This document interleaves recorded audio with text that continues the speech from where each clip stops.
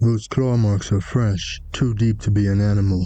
A message sent us deep into Pine Barrens to this abandoned farmhouse. Hoof prints in the dirt, gouges in the doorframe. Something just moved inside. If you scare easily, leave.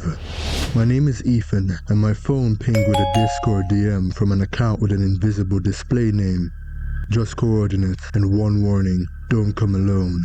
I almost laughed until the next message came through. A photo attachment, the farmhouse at night, taken from the tree line close. Like whoever sent it was still out there, watching the place. That's when he decided we weren't chasing a legend. We were going to document proof and get out before it got too late. I should explain why I didn't ignore it. I run a small channel called NightlightCryptics. Not the prank kind, found footage investigations into the supernatural. A few weeks ago, the channel finally got monetized. Not big money, but enough that strangers started sending leads. We have a Discord for it, a channel called Submissions where people drop stories, locations, rumors. Most of it is nonsense, copy-paste threads, fake screenshots, teenagers chasing a reaction. But this wasn't a public message. It hit my DMs from an account with an invisible display name and no profile picture. No history, just 2 lines. I have a real legend for your channel. I think it's the Jersey Devil. Then the coordinates came in, and that warning again. Don't come alone. I never go anywhere alone. Ever. If you've watched NightlightCryptics for more than 5 minutes, you already know that. Mason is always with me. He's my best friend from high school, and he's a cameraman and the editor for the channel. So when the message said, don't come alone, my first thought wasn't fear. It was irritation. Does this guy even watch my channel? Because I always have Mason. But the more I stare at that line, the less it sounded like advice. It sounded like a warning aimed at something specific, like whoever sent it knew the place, knew what happens out there, and was trying to make sure we didn't make the same mistake other people did. Or worse, like don't come alone didn't mean bring a friend. It meant don't come distracted, don't come thinking it's content.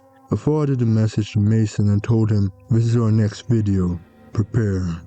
He looked at the photograph and said, dang, this looks pretty spooky. Then he smirked, but don't get your hopes up. This might be AI.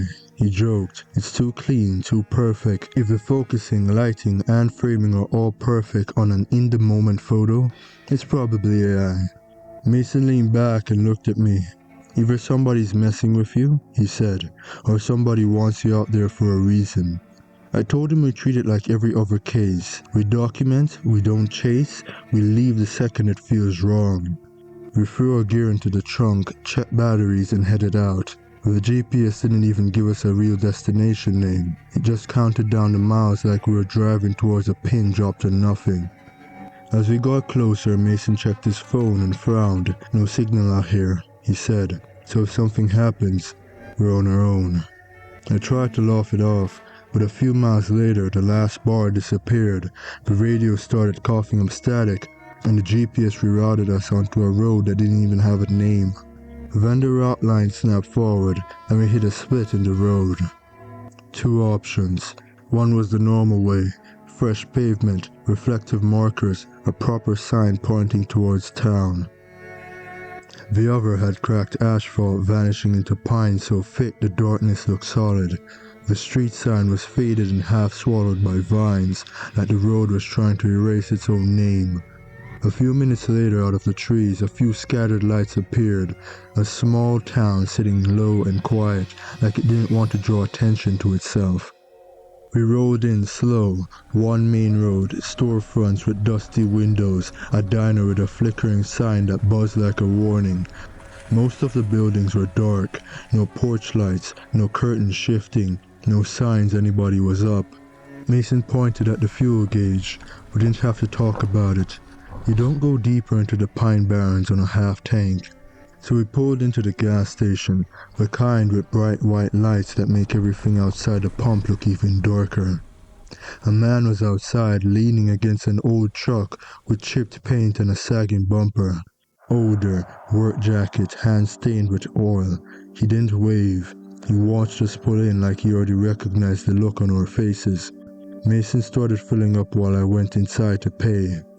When I came back out, The man's eyes moved from our truck to the printed map on Mason's lap. He didn't smile. He just nodded once towards the woods beyond the station. "You boys lost?" His voice was calm, but it carried that warning tone adults use when they've seen something go wrong before. I hesitated. Then I lied a little. "Just looking for a place we used to go," I said. "Old property out in the pines." The man's expression didn't change, like he'd heard that exact sentence 100 times. Mason tried to cut in, casual. "Just grabbing footage," he said.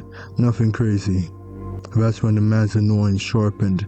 He pushed off the truck and stepped closer. "If you're heading to that old farmhouse," he said, "turn around." I didn't ask how he knew, because the scary part was, he didn't have to guess. "Nobody goes out here after sundown for sightseeing," he said. "Only reason people go that direction is because they're looking for the legend." The man's eyes drifted into the dark tree line. I kept my voice steady. "We're in and out," I said. He shook his head once. "That's what they all say." Then he pointed at the map. "You got coordinates?" "Doesn't matter. Out there the woods don't care where you think you're going." I ask anyway. "You ever heard of the Jersey Devil?" His face tightened, not with excitement, with irritation. "People love that name," he said. "Makes it sound like a story you can control." He leaned in just a little. "Whatever's out there, he doesn't care what you call it." Then he stepped back. "If you go anyway, don't go looking for it, because if you look hard enough, something eventually looks back." We left the gas station and didn't talk much after that, and for a few miles it almost felt stupid. Just headlights and the GPS counting down. Then the GPS hit 0, and the road stopped being a road. Pavement broke into dirt and weeds, like the map ended, but our car didn't. Ahead was a gate hanging crooked, a rusted chain snapped through, and a sign half torn off the post, bolted on with one screw missing. "Private property, no trespassing." Mason lifted the camera. "Rolling," he said. The farmhouse sat back in the trees, windows boarded like it had been abandoned in a hurry. We killed the engine and the silence felt immediate. No insects, no frogs, no distant traffic. Mason whispered, "This is a spot." I nodded. "Okay," I said. "We're here." We stepped out near the gate, right where the weeds thinned. We saw the first print, split hoof prints.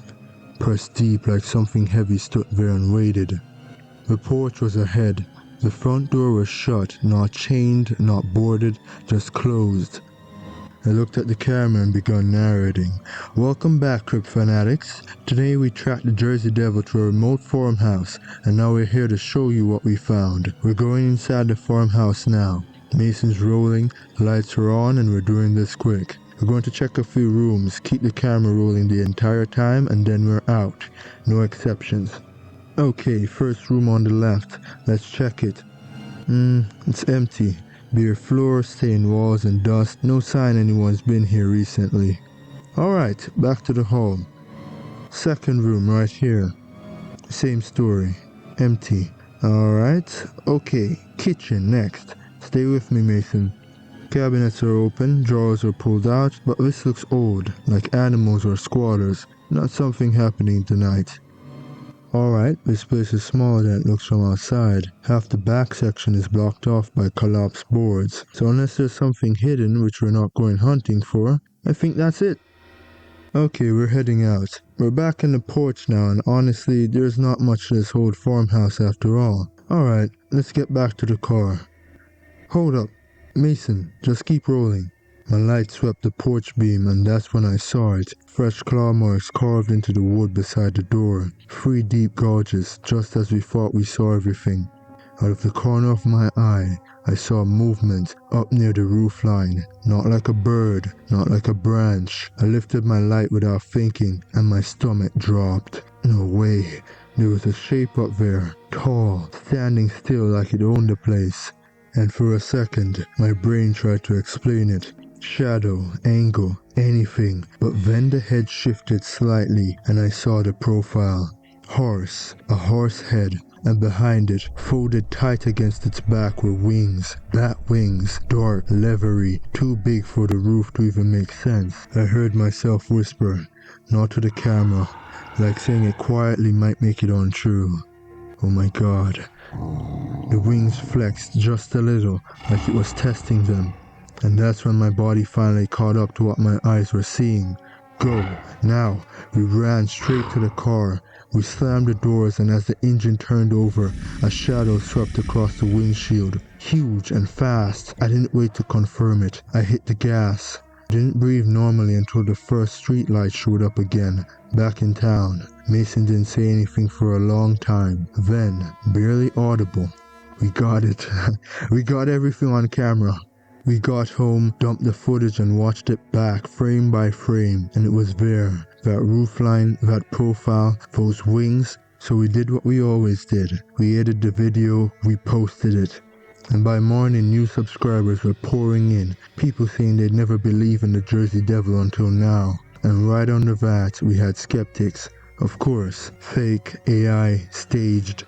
I get it, you should be skeptical. But here's what I'll say. We went out there expecting nothing, and we left with footage. And if it was a hoax, then explain why that account deleted itself the second the video went live. Because when we tried to message them back, the name was gone.